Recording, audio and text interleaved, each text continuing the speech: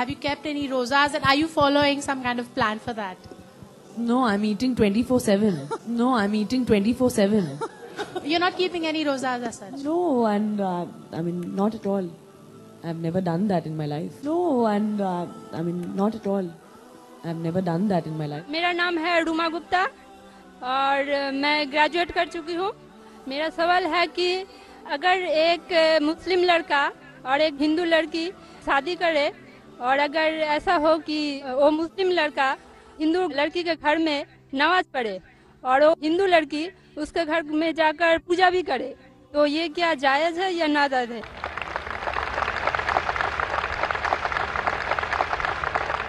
बहन का अच्छा सवाल है कि अगर एक मुसलमान लड़का हिंदू लड़की से शादी करता है तो क्या वो मुसलमान लड़का हिंदू के घर में जाके नमाज पढ़ सकता है और क्या वो लड़की मुसलमान के घर में पूजा कर सकती है? नहीं. सबसे पहले कुछ शराइत है हर चीज के. आप अगर गाड़ी रखेंगे और गाड़ी का एक पहिया रखेंगे, साइकिल का एक पहिया रखेंगे, ट्रैक्टर का, तो गाड़ी चलेगी क्या? नहीं चलेगी. या चारों साइकिल कर दो या चारों ट्रैक्टर कर दो. इसीलिए कुरान की आयत सूरह बकरा की सूरा नंबर 2 आयत नंबर 221 में अल्लाह ताला फरमाते हैं कि आप मुशरिका से शादी नहीं कर सकते जब तक वो ईमान न लाए. मतलब जो गैर मुस्लिम हैं और शिर्क कर रही है उससे आप शादी नहीं कर सकते जब तक वो ईमान ना लाए. और एक ईमान लाने वाली औरत चाहे कितनी भी बदसूरत हो वो एक मुशरिका से बेहतर है. और आगे आयत कहती है कि लड़कियां मुशरिक लड़के से शादी नहीं कर सकती जब तक वो ईमान ना लाए. एक मोमिन आदमी चाहे कितना भी बदसूरत हो वो बेहतर है बनिस्बत जो शिर्क करता है.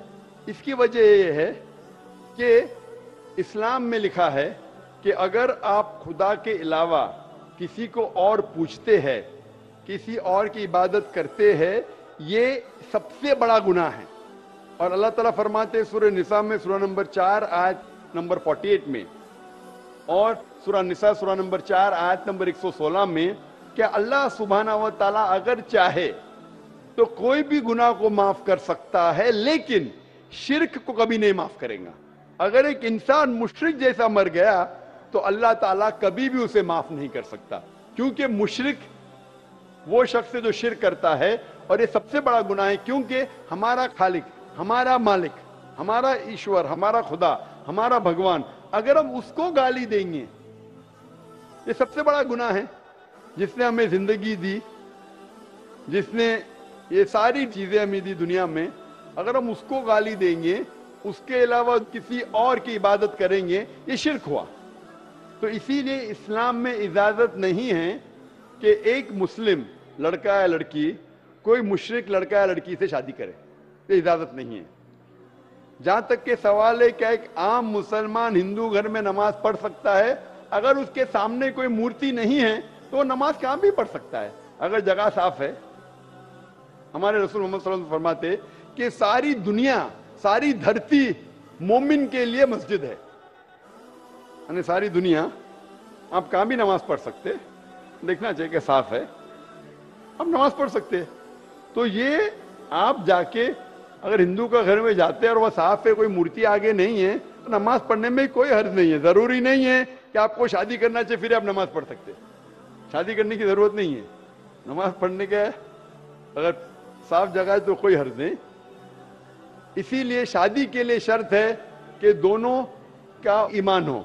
और अगर आप हिंदू मजहब पढ़ेंगे तो हिंदू मजहबी किताब में भी यही लिखा है जो मैंने पहले पेश किया. पहला जो सवाल था भाई साहब का, और मैंने कहा कि हिंदू मजहब में भी यही लिखा है, ना तस्य प्रतिमास्ति, उस ईश्वर, उस भगवान, उस खुदा का कोई अक्स नहीं, कोई मूर्ति नहीं, कोई फोटोग्राफ नहीं, कोई पेंटिंग नहीं, कोई पोर्ट्रेट नहीं, कोई आइडल नहीं, कोई स्टैच्यू नहीं.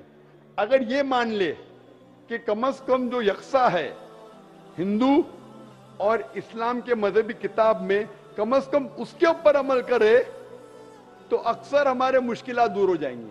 जो यकसा नहीं है उसको कल डिस्कस कर सकते हैं. और अगर आप तहकीक करते हिंदू मजहब की किताब पढ़ते और इस्लाम मजहब की किताब पढ़ते, दोनों में लिखा है खुदा एक है. دونوں میں لکھا ہے خدا کا کوئی عکس نہیں ہے, دونوں میں لکھا ہے کہ خدا کا کوئی بت نہیں ہے, دونوں میں لکھا ہے کہ خدا کے علاوہ کسی اور کی عبادت نہیں کرنا چاہیے, دونوں میں لکھا ہے کہ آخری پیغمبر محمد صلی اللہ علیہ وسلم میں, دونوں میں لکھا ہے کہ شراب نہیں پینا چاہیے. میں حوالے دے سکتا ہوں اور میں تقریر ایک دیا ہوں, similarities between Islam and Hinduism, Islam اور ہندوازم میں یکسانیت دونوں کتاب میں ہے. آپ اگر پڑھیں گے قرآن مجید میں سورہ مائدہ سورہ 5 آیت نمبر 90 میں لکھا ہے کہ شراب پینا حرام ہے. اب Manusmriti chapter number 9 verse number 225 پڑھیں گے, اس میں لکھا ہے کہ شراب پینا حرام ہے. قرآن میں لکھے سورہ مائدہ سورہ نمبر 5 آیت نمبر 3, سورہ بقرہ سورہ نمبر 2 آیت نمبر 173, سورہ انعام سورہ نمبر 6 آیت نمبر 145 اور سورہ نحل چیپٹر 16 ورس 115 میں حرمت علیکم المیتۃ والدم ولحم الخنزیر وما اہل لغیر اللہ بھی. کیا آپ کے لیے حرام ہے مرا ہوا گوشت, خون, سور کا گوشت اور وہ کھانا جس کے اوپر اللہ کے علاوہ کسی اور کا نام لیا گیا ہے. آپ اگر ہندو مذہبی کتاب پڑھیں گے اس میں بھی لکھا ہے کہ سور کا گوشت کھانا حرام ہے. اگر آپ تحقیق کریں گے کافی یکسانیت ہے. اسلام مذہبی کتاب میں لکھا ہے قرآن میں سورہ نور میں سورہ نمبر 24 آیت نمبر 30 اور 31 کے اندر حجاب کے بارے میں, عورت کو الحمدللہ حجاب میں ہونا چاہیے, سر سے ڈھکا ہونا چاہیے اس کا جسم, صرف جو دکھ سکتا ہے وہ چہرہ اور ہتھیلی تک کے. آپ اگر ہندو مذہب کتاب پڑھیں گے رگ وید بک نمبر 8 میں لکھا ہے اور رگ وید بک نمبر 10 میں بھی لکھا ہوا ہے کہ عورت کو اپنے سر کے پلوں کو ڈالنا چاہیے چہرے پہ. رگ وید میں بھی لکھا ہے کہ جب مرد کو دیکھے تو نظر نیچے کرنا چاہیے. یہ قرآن مجید میں لکھا ہے سورہ نور سورہ نمبر 24 آیت نمبر 30 اور 31 کہ جب بھی کوئی خاتون مرد کو دیکھے ایک خدا کو مانو, محمد صلی اللہ علیہ وسلم کو مانو. اگر Sorry to interrupt you, but I would like to say that I do not believe in idol worship. I believe in one supreme power, that is you call it Allah, I call it Bhagwan. Hinduism میں بھی لکھا ہوا ہے کہ بھگوان ایک ہے, بت پرستی غلط ہے. ہندوازم میں اور بھی لکھا ہوا ہے, ہندوازم پڑھیں گے تو آپ کو ماننا پڑے گا کہ ایک آخری پیغمبر آنے والے ہیں جس کا نام ہے محمد صلی اللہ علیہ وسلم. تو اگر آپ سچے انسان ہیں تو ایشور کے علاوہ, ایک خدا کے علاوہ آپ کو آخری پیغمبر میں بھی ماننا پڑے گا, اور آخری پیغمبر کو جو کتاب نازل کی اس کو بھی ماننا پڑے گا. آپ اگر چاہے آپ کا نام مت بدلو, مجھے اعتراض نہیں ہے, لیکن آپ کو ایک خدا میں ماننا پڑے گا, آخری پیغمبر میں ماننا پڑے گا, آخری پیغمبر کی کتاب میں ماننے پڑے گا. یہی صحیح انسانیت ہے. انسانیت کے لیے آپ کو انسان کے بنانے والے بھگوان کو ماننا چاہیے. پہلے یہ تحقیق کرنا چاہیے کہ بھگوان کی کتاب کون سی ہے. آپ جب تحقیق کرتے تو پتہ لگتا ہے کہ بھگوان کی کئی کتابیں آ چکے ہیں, آخری کتاب ہے قرآن مجید. اگر آپ سچے انسان ہیں تو آپ کو آخری پیغام جو خدا کا ہے, ایشور کا ہے, بھگوان کا ہے, اللہ کا ہے, اس کو آپ کو ماننا پڑے گا, اور اس کے آخری بھیجے ہوئے پیغمبر کو بھی ماننا پڑے گا. اگر آپ اس کو مانتے ہیں تو آپ سچے انسان ہیں, اور عربک میں آپ کو کہا جائے گا مسلم. آپ کو نام بدلنے کی ضرورت نہیں, پھر ہی آپ سچے انسان ہیں. اگر آپ صرف ایک خدا میں مانتے اور بت پرستی نہیں کرتے تو آپ آدھا کام کر رہے, پورا نہیں کر رہے. Hope the answers the question. اگلا سوال مائک نمبر 3 سے. Yes sir, actually what you said, that was not my question. I was not asking something to say similarities between Hinduism or Islam. My question was, the girl needs to convert or not.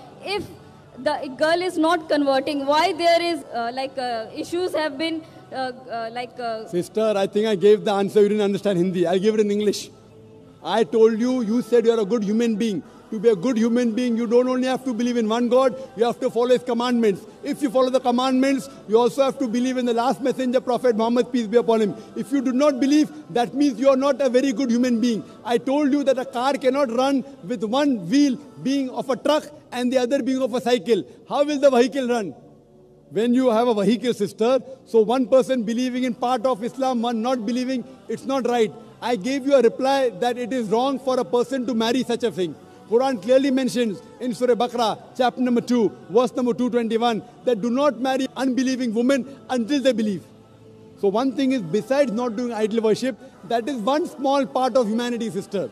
You also have to believe in the last and final messenger, Prophet Muhammad, peace be upon him. If you do not believe, that means you are not a complete good human being. And you cannot marry a person who believes in Prophet Muhammad, peace be upon him. This is the issue, because that person who's a Muslim, he agrees with the teaching of Prophet Muhammad, peace be upon him. He'll say, do hijab. You say, I don't want to do. What will you do? There'll be a fight. He will say, don't expose your body. You say, I want to expose. There'll be a fight. He will say, offer prayers. You say, I don't want to offer. There'll be an argument. And surely a person would like his spouse or her spouse to go to Jannah. So imagine, I would not marry a girl who I know is not going to go to Jannah. I will surely like to marry a girl. I would like my wife to go to Jannah. So the best thing, sister, I gave you the answer which you didn't understand in Urdu. I'm repeating in English. It's compulsory for both the people should be of the same religion. Both should be Muslim. Then only can they.